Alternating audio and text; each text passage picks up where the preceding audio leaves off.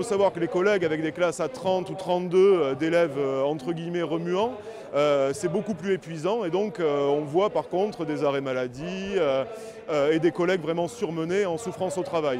Alors je peux vous donner un petit exemple de cette usure que peut provoquer l'éducation nationale, enfin du moins le manque de moyens dans certains établissements.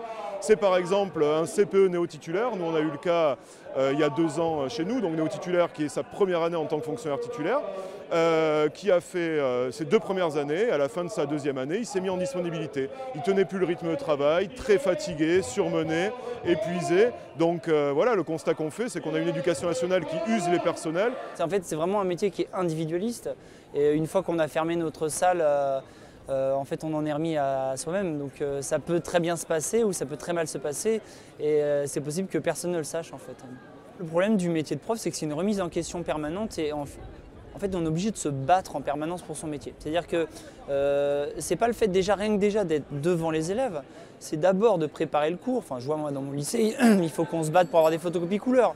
On a une photocopieuse qui de temps en temps ne fonctionne pas, il n'y a pas de papier, les vidéoprojecteurs fonctionnent, les vidéos ne fonctionnent pas. En fait, il faut déjà qu'on se batte pour notre métier.